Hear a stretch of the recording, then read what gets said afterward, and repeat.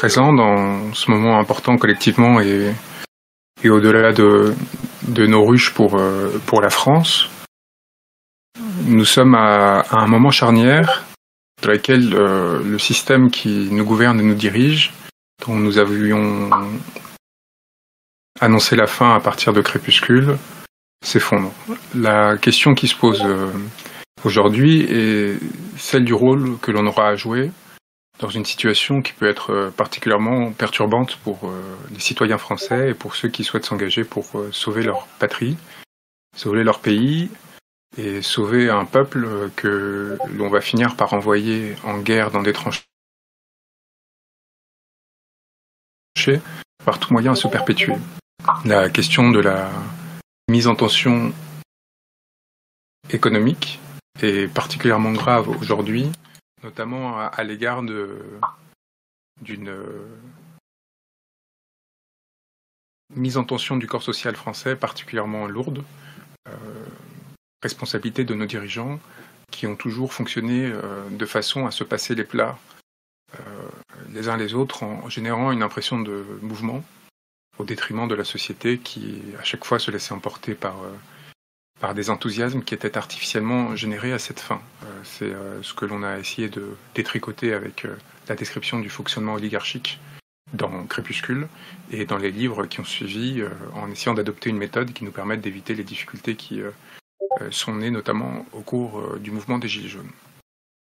Quelque part, nous avons une responsabilité particulière, particulièrement lourde, en ce que nous avons été informés en amont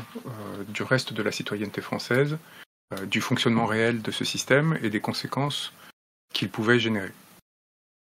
Je pense que dans une configuration comme celle-ci, il faut qu'on fasse preuve d'une grande maturité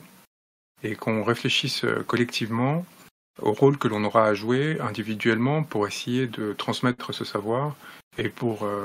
mettre en mouvement ce fonctionnement. Pour rendre fonctionnel ce mouvement. Je pense qu'un des enjeux qui ont beaucoup généré de débats au sein des personnes les plus éveillées de la société était en lien avec le 10 septembre, c'est-à-dire des appels divers qui ont cherché à générer une forme de mobilisation sur le modèle des Gilets jaunes qui aurait pour vocation de changer les choses au sein de notre pays à travers un certain nombre de méthodes qui ont été présentées, qu'elles soient bancaires ou autres. J'ai reçu beaucoup de sollicitations à cette fin et ça m'a fait réfléchir parce que depuis qu'on a lancé cette plateforme qui est la nôtre aujourd'hui au sein de ce Discord où nous sommes plus de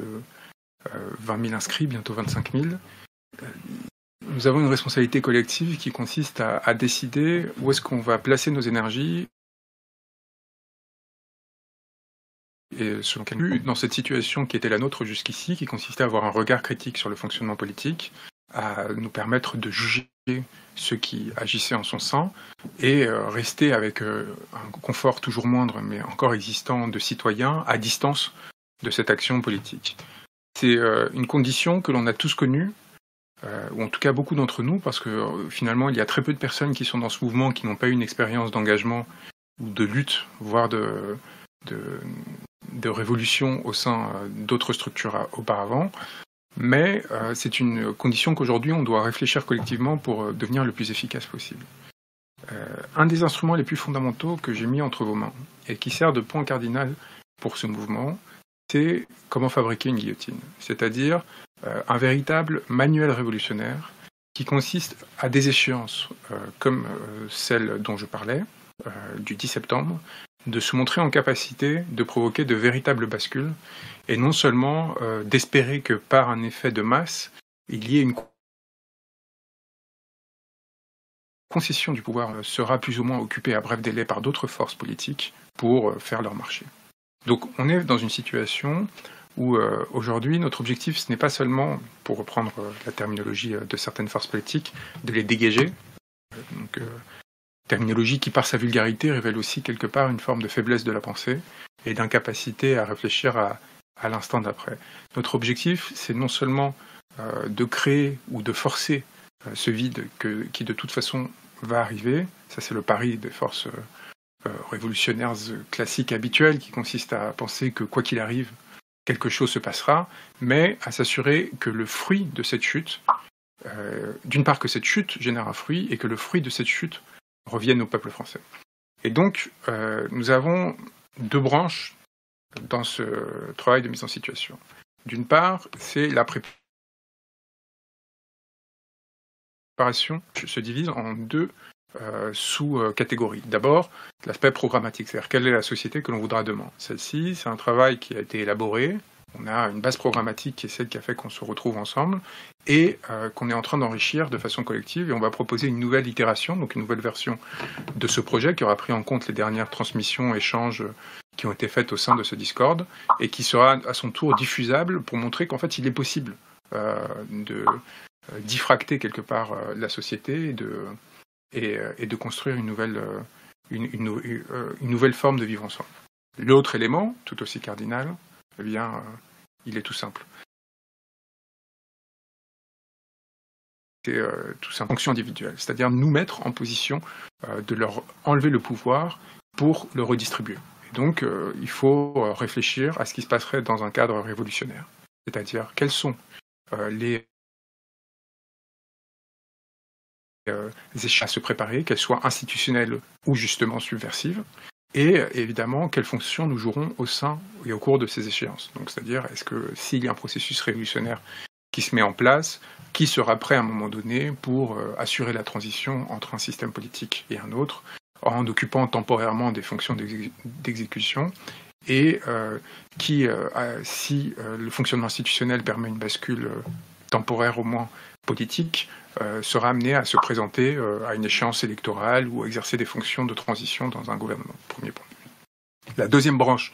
qui est tout aussi importante, c'est celle du moment. C'est-à-dire ce qui, le 10 septembre, par exemple, aurait pu ou pourrait se montrer en appui des forces citoyennes existantes pour produire une véritable bascule, en apportant son expérience et la formation préalable qui aurait été mise en œuvre à partir de ce texte. Ça, c'est la fonction des ruches. S'approprier, ingurgiter ce savoir et le redistribuer localement et s'approprier du contexte local pour pouvoir en faire un instrument, une arme au service de la population française. Et donc, il faut, comme dans tout processus politique et a fortiori révolutionnaire, il faut de la discipline. Il faut de la discipline, de l'engagement et de la formation. Or, nous sommes dans un système et dans un monde où règne la pulsion. La pulsion de l'immédiat, de la satisfaction générée par les algorithmes, par les dynamiques qui sont produites par des réseaux sociaux, qui nous amènent à avoir une recherche de satisfaction à courte vue, y compris les plus armés psychologiquement et psychiquement d'entre nous, et aussi, du coup, à délaisser potentiellement tout ce qui est de l'ordre de la construction. Et quelque part, le mouvement du 10 septembre est l'enfant de ce rapport à la pulsion. De la même façon que les Gilets jaunes avaient une capacité à générer un effet de surprise particulièrement violent pour le système, d'une part du fait de son inexpérience, c'est-à-dire que ceux qui avaient pris le pouvoir n'y étaient que depuis une durée relativement limitée, avec une fragilisation très importante, notamment du fait de la démission de Gérard Collomb. Là, nous sommes face à des personnes qui ont tous les leviers sur l'appareil d'État et qui l'amèneront à la plus grande violence, quand bien même ils le pourraient. Si tenté qu'ils le voudraient et qu'il serait nécessaire qu'ils le fassent. Pardon. Premier point. Deuxième point, nous sommes face à une situation où, au-delà du cynisme de nos gouvernants, les personnes qui ont pris le relais aujourd'hui pour mobiliser pour le 10 septembre n'ont peut-être pas la spontanéité ou la réflexion politique suffisamment mature pour avoir réfléchi aux bons outils. Je pense notamment à la tentative de mobilisation relative à la mobilisation des instruments de consommation, c'est-à-dire le fait de retirer et ainsi de suite, ce qui n'aurait évidemment aucun effet sur le système bancaire, contrairement à ce qu'on pourrait penser. Enfin, contrairement aux Gilets jaunes, il n'y a pas cette idée de la matérialisation de la mobilisation sur des lieux physiques. Or, la question des ronds-points et des mobilisations en centre-ville était évidemment fondamentale pour déborder les appareils étatiques et permettre véritablement une bascule. Donc, nous ne sommes pas dans une dynamique dans laquelle il s'agirait de donner des leçons sur quelle est la bonne ou mauvaise méthode à faire. Nous sommes dans une dynamique où il faut qu'on réfléchisse à apparaître comme des référents politiques dotés de suffisamment d'armes et d'expérience qui puissent être redistribués auprès du peuple français et qui puissent en même temps s'imbiber des différentes expériences de lutte et d'engagement qui peuvent être amenées à naître à droite et à gauche. Donc la rencontre et le contact avec ces mouvements sociaux sont fondamentaux, mais ce qui l'est encore plus, c'est notre engagement au sein de notre propre mouvement pour s'organiser de façon de les appuyer. Très brièvement, au niveau national, ce qu'on essaie de faire, c'est de mettre en place dans les prochaines semaines, et ça le sera, vous offrir des instruments physiques de mobilisation, que ce soit des programmes imprimés, que ce soit des différents instruments d'identification, des t-shirts et ainsi de suite. Ça va être très important parce qu'il va falloir qu'on commence à se reconnaître. Il va falloir qu'on commence à forger une identité à partir du travail collectif qui a été fait en termes de communication. On est en train de finaliser, je suis très heureux de vous l'annoncer, un site internet qui devrait être disponible dans les prochains jours, qui va nous permettre, à côté du Discord, de donner un point de repère aux personnes qui ne maîtrisent pas. Et enfin, nous sommes en train de préparer par ailleurs la mobilisation du 15 octobre, qui, en ce qu'elle vient m'appuyer pour empêcher une radiation qui a été ordonnée et demandée par les plus hautes autorités de l'État, nous permettra aussi de nous rencontrer et de prendre un certain nombre de décisions fondamentales sur la suite du mouvement, notamment la constitution d'un secrétariat général, de façon à en fait avoir enfin un échange fluide entre les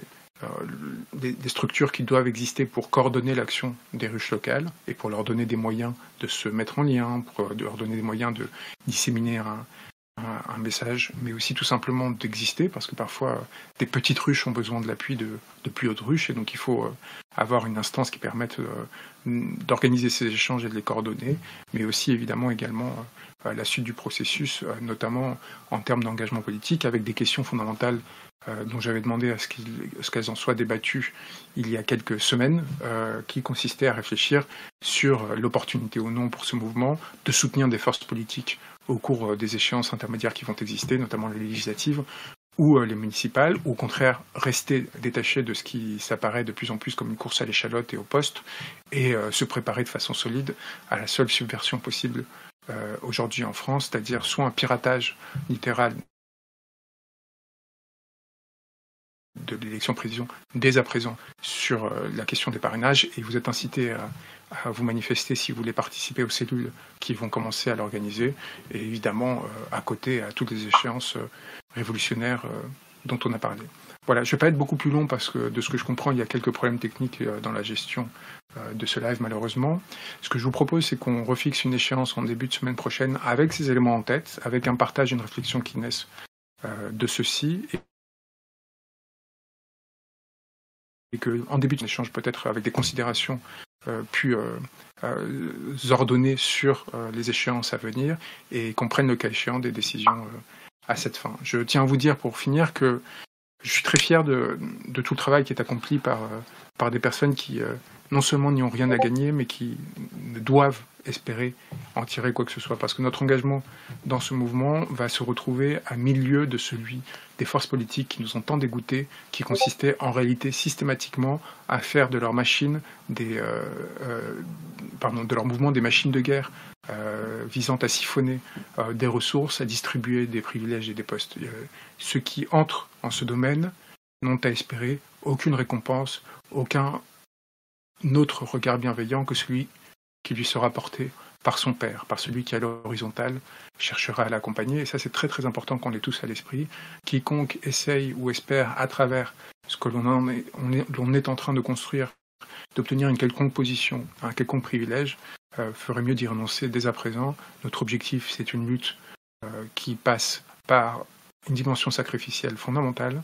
et par une considération qui doit être dans le rapport humain, mais pas à travers l'institution qui médirait à cette fin. Pour cela, il y a bien d'autres espaces dans lesquels aujourd'hui s'engager dans la société qui existent, qui mettent suffisamment en concurrence les êtres les uns avec les autres pour s'assurer que des espaces de pouvoir en naissent, et qui du coup détruisent tout autant d'âmes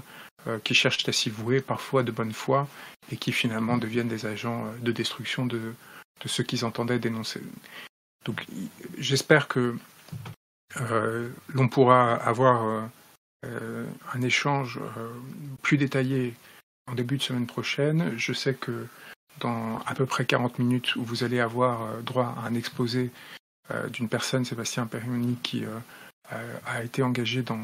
d'autres luttes jusqu'ici et qui va essayer de vous débroussailler la question complexe des rapports entre le continent africain et notamment l'Afrique de l'Ouest et ce qui a été pendant un temps une métropole, et qui est aujourd'hui tout simplement la France, et comprendre pourquoi est-ce que nous sommes arrivés à un tel effondrement à la fois moral et corruptif dans les années et décennies précédentes, et pourquoi aujourd'hui nous sommes en train d'en payer le prix, et quelles sont les pistes que l'on pourrait adopter pour essayer d'éviter que cette catastrophe ne se reproduise, voire s'aggrave. Je vous embrasse très fort, je suis désolé pour ceux qui n'ont pas pu suivre, visiblement nombreux, du fait de difficultés techniques, et donc remettons cet échange à dans quelques jours pour que chacun s'y prépare à partir des éléments que je viens de partager et puisse de façon plus efficace et peut-être moins techniquement entachée avancer. À très vite.